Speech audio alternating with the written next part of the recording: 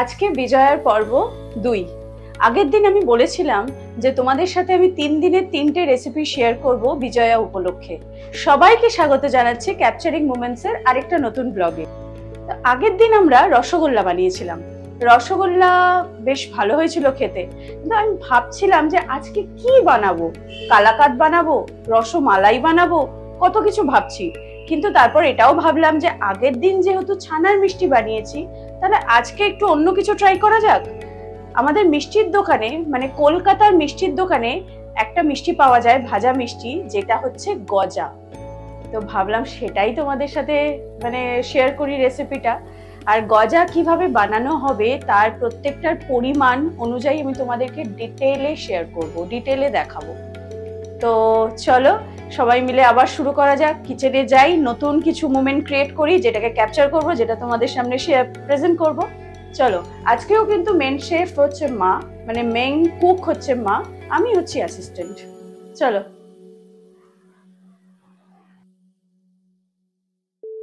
আমি আর মা লেগে পড়েছি গজা বানানোর জন্য।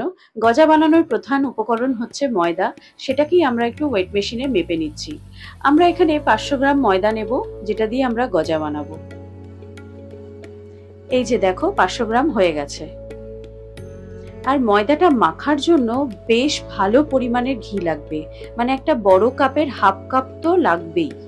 মানে ঘিয়ের পরিমাণটা বেশ ভালো পরিমাণে লাগবে, কারণ ঘিয়ের গন্ধটাও তো খুব ভালো লাগে গজাতে। তো এবার ময়দাটাকে মেখে নেব। ময়দা মাখার জন্য একটু নুন দেব, হাফ চামচ মতন একটু খাবার সোডা দেব, আর দেব ঘি। মা ময়দাটাকে মাখছে, কিন্তু ময়দাটা খুব একটা টাইট করে মাখেনি, একটু হালকা করে মেখেছে। মানে সাধারণত আমরা লুচি পরোটা খাওয়ার সময় যেভাবে সুন্দর করে টাইট করে ময়দা মাখি, এই ক্ষেত্রে কিন্তু সেটা হবে না। তোমরা পুরো ভিডিওটা ভালো করে দেখতে থাকো, পুরো প্রণালীটা ভালো করে বুঝে যাবে।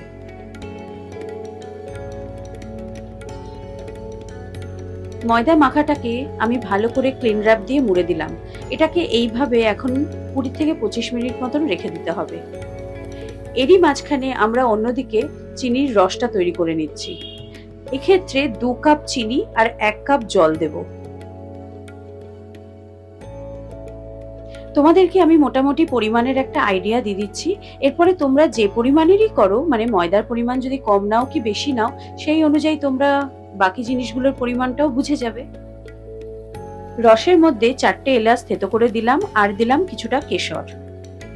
কেশরের গন্ধটা কিন্তু খুব সুন্দর লাগে। রস মোটামুটি হয়েই গেছে, দেখো। 20 মিনিট হয়ে গেছে, আমরা ক্লিন র্যাপটা খুললাম। ময়দাটা একদম ঠিক আছে, মানে যেরকম দরকার টেক্সচারটা সেরকমই আছে। এইবার হচ্ছে গজা বানানোর সবথেকে প্রধান কাজ। গজার একটা লেয়ার থাকে, সেই লেয়ারটাকেই এখন তৈরি করতে হবে। মা ময়দাটাকে ভালো করে বেলে নিল, দেখো কিরম আকারে বেললো। এবার সেটাকে এরম ভাবে কেটে নিচ্ছে।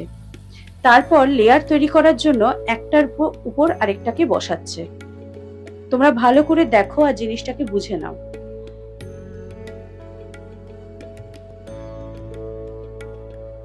এই যে 4টে বসানো হয়ে গেল। এবার এটাকে আবার বেলবে এবং আবার সেম পদ্ধতিতে ওরম ভাবে কেটে আবার একটার পর একটা লেয়ার বসাবে। এইভাবে মা 5 বার করেছে এটা।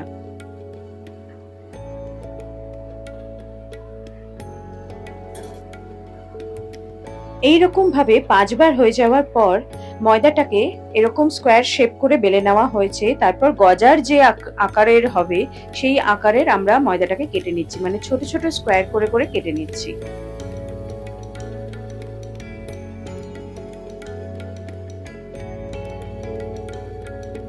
এই যে দেখো শেপটা এরকম হবে।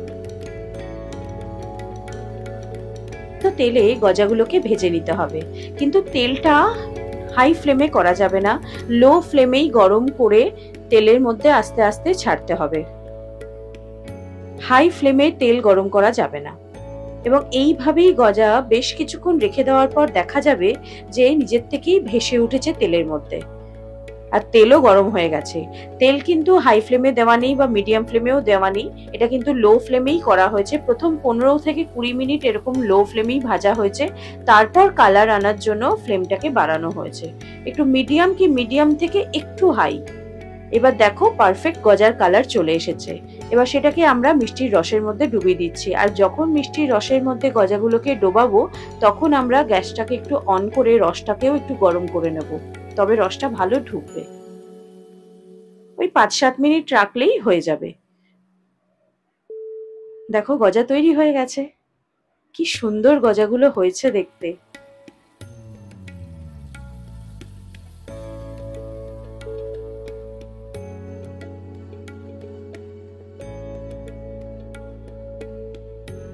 আমি তোমাদের একটা গজা ভেঙে দেখাচ্ছি, যে তোমরা দেখলে বুঝতে পারবে যে কতটা সুন্দর ভাজা হয়েছে আর রসটাও কি সুন্দর ভেতরে ঢুকেছে।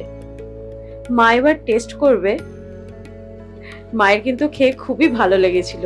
মা সেভাবে এক্সপ্রেস করতে পারে না, কিন্তু খেয়ে খুবই ভালো লেগেছিল। এবার আমি খেয়ে দেখব। দারুণ দারুণ টেস্ট হয়েছিল। এইভাবে গজা বানিয়ে যদি তোমরা বাড়িতে খাও না, মিষ্টির দোকান থেকে আর কিনে খেতে ইচ্ছা করবে না, এতটাই সুন্দর হয়েছিল খেতে। সবাইকে জানাই বিজয়ার অনেক অনেক শুভেচ্ছা।